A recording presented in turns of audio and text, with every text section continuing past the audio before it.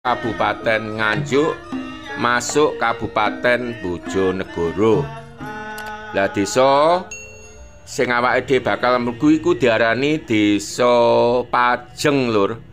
Mergo jenenge aneh. Pajeng kuwi basa krama Jawa.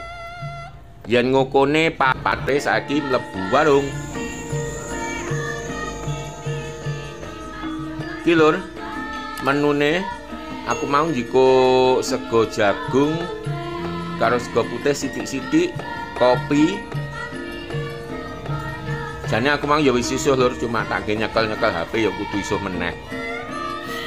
Iki iwak gorenge Lur. Jarine bakule iwak gopo. Aku kaget kok iwak indek emu apa iki. Lah no iwak nglusuh. Oh, kados kutuk nggih, Mang.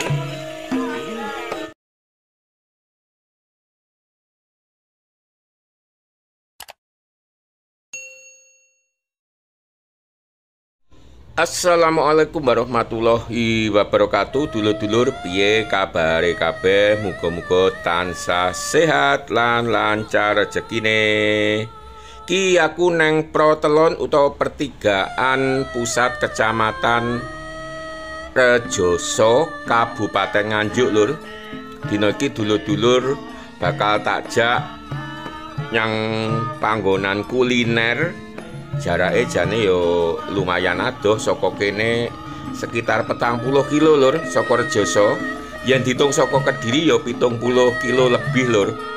Oke, mergo kulinerane kuwi jane sederhana tapi spesialan, rasane nurutku bijine 9,5 saka 10 Lur. Kaya apa? Yen penasaran dulur-dulur tetep tonton video iki sampai tutup. Kiri jalan kantor kecamatan, lah ngarepe ngono Polsek Rejoso Lur. Dalane yo lumayan Lur, kadang-kadang rusak terus didandani. Kawit biyen ngono iku kondisine. Ning yen cedhek kecamatan ngene sik sering didandani Lur, dadi gak suwi-suwi rusake. Tapi mengko yen wis metu saka pusat kecamatan Rejoso ngono ya rada lumayan angele. Rejoso Lur, Kecamatan Rejoso Kabupaten Nganjuk. Lagi dhewe wis mlebu desa liya Lur, yen ya kaya ngene sing tak omongne wis mulai muncul. Bar desa Rejoso mengko ana dusun Musir Lor, terus ana desa Sambi Kerep. Gak ngerti aku iki jane yo kadang-kadang diaspal halus tapi gak sampai suwi ngono rusak maneh. Ceritane tanahe gerak tapi yo aku ora ngerti Lur. Penyelesaiane pancen ora mung aspal, kudune dicor. Kaya dalan saka Saradan Madiun menyang Bojonegoro kuwi dicor Lur. Yen wis dicor sanajan gak aspal kan wis lumayan asline. Ki wis lebu desa Sambi Kerep Lur, Kecamatan Rejoso Kabupaten Madiun. Kok Kabupaten Madiun? Kabupaten Nganjuk. Walah. Ki dalane angel Lur, kene iki lumayan angele. Dadi aku angger liwat kene mulai puluhan tahun kepungkur, maksudku yo belasan atau puluhan kepungkur ki jarang-jarang liwati dalan ki kondisi penak. Yo penak sedilun kok liwat maneh pirang sasi ngono wis rusak maneh. Lah neng sekitaran Semantok kene rada lumayan Lur, mergo cor. Tapi kok yen metu saka kawasan Semantok masuk Alas Jati ngono maneh, sanajane jane yo bar didandani tapi yo ku cepet rusak maneh. Alas Jati Lur, Alas Jati Rejoso Bojonegoro. Panggonan sing diparani awake dhewe ku diarani Kecamatan Temayang Lur, masuk wilayah Kabupaten Bojonegoro. Dadi nang nggone Temayang kuwi sak liyane ana waduk kang cukup kondang, arane Waduk Pacal. ana kuliner kang lagi lur awake dhewe masuk perbatasan Kabupaten Nganjuk masuk Kabupaten Bojonegoro. Lah desa sing awake dhewe bakal mlebu iku diarani Desa Pajeng lur. Mergo jenenge aneh, Pajeng kuwi basa krama Jawa. Yen ngokone payu, nah basa Indonesiane laku. Laku lur. Umpama dodolane payu, jualannya laku. Basa kramane Pajeng. Krama Madya. Alas Jati lur sawetara baru engko dilungkas ngono kampung utawa desa Pajeng kaya ngene iki kondisi desa Pajeng lur.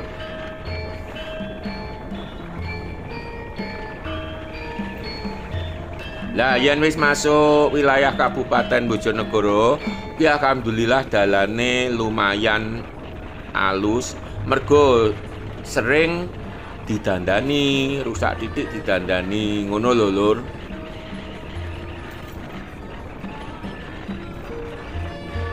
Lah bar desa Pajeng awake masuk desa Gondang lur.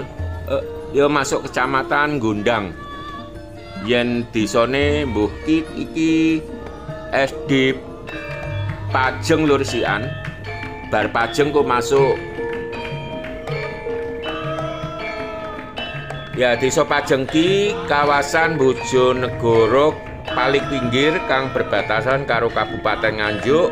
Yen kecamatane masuk Kecamatan Gondang. Lagi ade arepe masuk desa Gondang, Kecamatan Gondang yen gak kliru. Dulur-dulur kang manggon cedhak kene monggo disepil dijlentrehake apa bener iki wis masuk desa Gondang apa sih masuk desa Pajeng. Umpama panganane ora enak no yo males lho rasane, tapi amarga enak iki aku mrene wis ping 4 lur, iki kepapat iki nanggone warung sing arepe diparani awake dhewe iki lur. Jarake yen saka Kediri kaya wis tak omongne mau ya kurang luwih 70 km lah pertigaan iki SMA Negeri Gondang lur. Lah pertigaan ngarep pertigaan Terminal Bedek Kecamatan Gondang yen ngiri kuwi arah Kabupaten Madiun lur, uga arah Kabupaten Ngawi. Yen Temayang lan Bojonegoro ki awake dhewe belok kanan. Nah, sik lumayan lur kok kene ya sekitar 10 kilo meneh lagi teko papan sing dituju awake dhewe. Jembatane akeh lur mergo ya pancen akeh kali. Lagi gapura wis masuk wilayah Kecamatan Temayang lur. Yen gak kliru desane kene iki Kedung Sumber. Yen kliru tulung sing ngerti iso ditulis neng kolom komentar. Sadurunge cerita tak bacotake kanggo dulur-dulur lan kanca-kanca sing durung subscribe. Aja lali tekan tombol subscribe, tonton videone sampai tutup lan aja lali yen video iki apik di-share nggo kanca-kanca lan dulur-dulur liyane lur. SD Kedung Sumber, Kecamatan Temayang, kiri jalan mau, Kabupaten Bojonegoro. Tetep bagi kok ade masuk Alas Jati maneh lur, lagi teko panggonane. Neng wilayah Kecamatan Temayang iki ana papan wisata lur sing terkenal yaiku Waduk Pacal. Lah warung sing diparani awake dhewe lokasinya cedhake Waduk Pacal. Yen saka Nganjuk kuwi sadurunge Waduk Pacal ana warung iku mau sing tak sepil. Jenenge aku lali lur, wong jenenge wong soalé. Nah, jembatane gede-gede lur, lumayan tapi ya kuwi dalane termasuk lebih dari cukup, sangat mobil.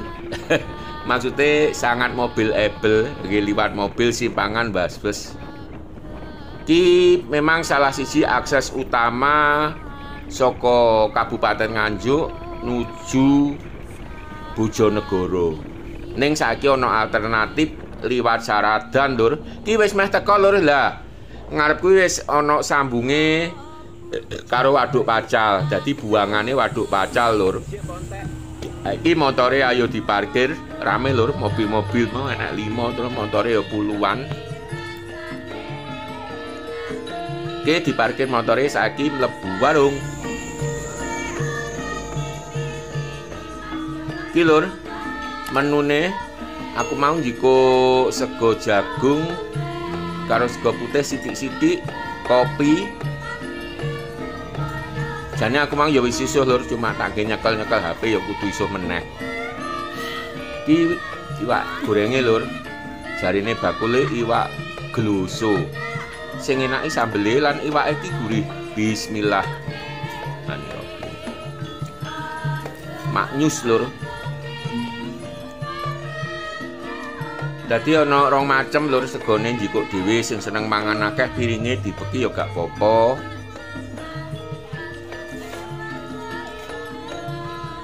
Jiko saiki ya oleh.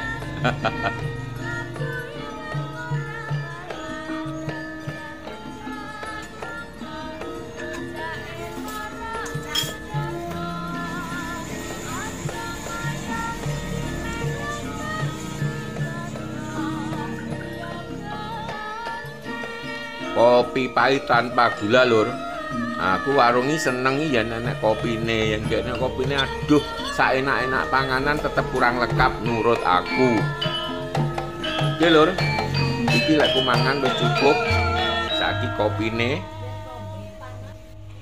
Sadurunge mulih tak sepil pawon tradisionale, Lur. Bab masak kayu, Lur. Iki goreng iwake.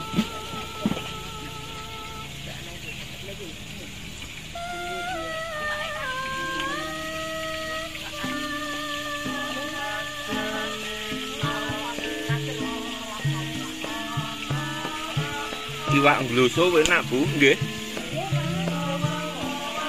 Oh, padere telas. Niku nggih gloso. Sanes niku nila. Oh, pulau berarti. Aku kaget kok iwak indek lemu apa iki. Lah iwak gloso. Oh, nek oh kados kutuk nggih, Mas. Mut niku nggih, enak, Bu, niku. Nggih kula nembe ngrasakne niki wanggian. Oke, Lur, sawetara sakmene dhisik. Wassalam.